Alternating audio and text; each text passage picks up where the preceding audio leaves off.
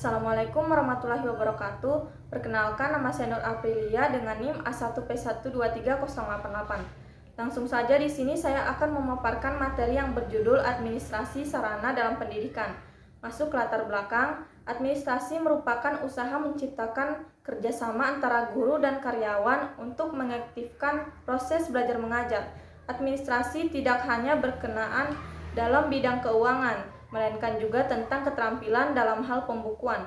Administrasi pendidikan memiliki tujuan untuk mencapai apa yang menjadi tujuan dari pendidikan. Administrasi sangatlah dibutuhkan demi berjalannya proses belajar mengajar dalam dunia pendidikan.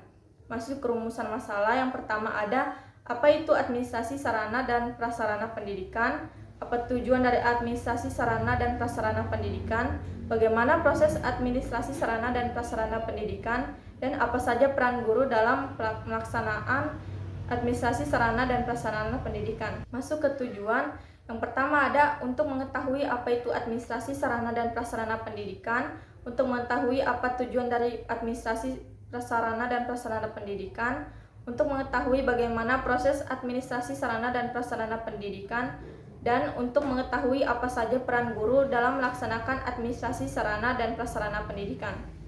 Masuk ke konsep administrasi sarana dan prasarana. Menurut Kamus Besar Bahasa Indonesia, administrasi adalah sebuah usaha atau kegiatan yang berisi penetapan tujuan serta penetapan cara-cara penyelenggaraan pembinaan organisasi. Kata administrasi berasal dari bahasa Latin yaitu ad yang artinya kepada dan ministro yang artinya melayani. Jika diartikan, administrasi berarti sebuah pelayanan atau pengabdian kepada suatu objek. Sedangkan secara istilah, administrasi berarti upaya dalam mencapai suatu tujuan secara efektif dan efisien dengan memanfaatkan orang-orang dalam suatu pola. Selanjutnya, ada kata sarana yang secara langsung berarti alat langsung untuk mencapai sebuah tujuan.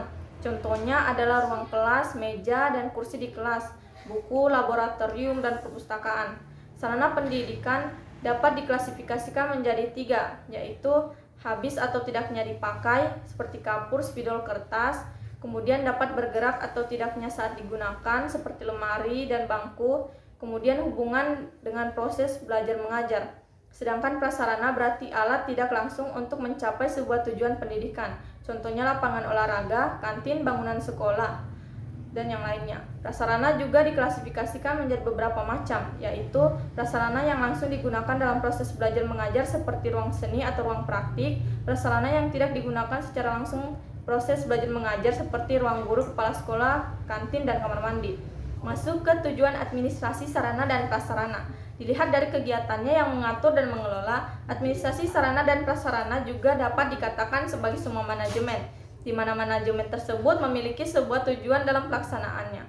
Berikut tujuan administrasi sarana dan prasarana menurut Ashifa dan Afriansyah tahun 2019, yaitu memberikan sebuah informasi dan juga data untuk menentukan dan membuat sebuah rencana kebutuhan barang, mampu memberikan penyediaan barang sesuai dengan keperluan, memberikan informasi terkait dengan pembekalan suatu sarana dan prasarana dalam pengawasan dan pengendalian, mampu memberikan pedoman dalam melaksanakan pengadaan barang, mampu memberikan keterangan terhadap keadaan barang bagus, rusak ringan, dan rusak berat.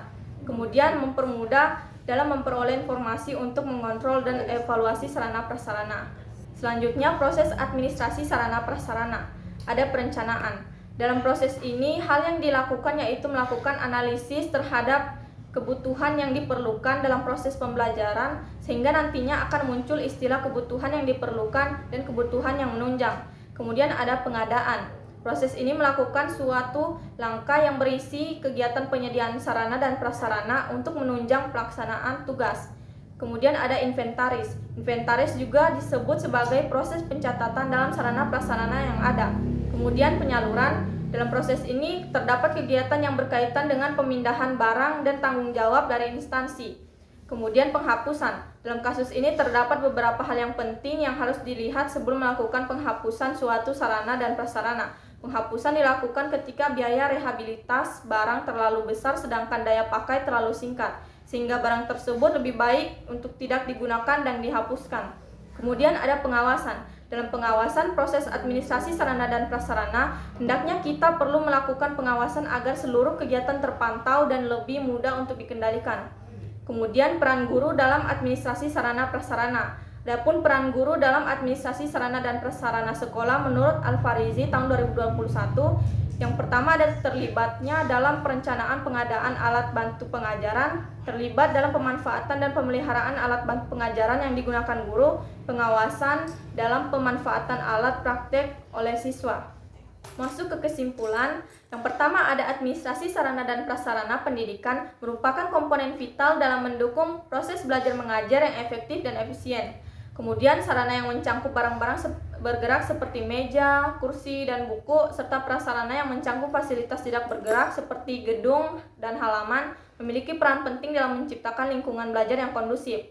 Kemudian tujuan administrasi pendidikan tidak lain agar semua kegiatan itu mendukung tercapainya tujuan pendidikan, atau dengan kata lain administrasi digunakan dalam dunia pendidikan agar tujuan pendidikan tercapai. Kemudian peran guru dalam administrasi sarana dan prasarana juga sangat penting. Guru tidak hanya sebagai pengguna fasilitas, tetapi juga sebagai bagian dari proses perencanaan, pemanfaatan, dan pemeliharaan alat bantu pengajaran. Sekian, terima kasih. Saya tutup dengan wabillahi taufiq wal hidayah. Wassalamualaikum warahmatullahi wabarakatuh.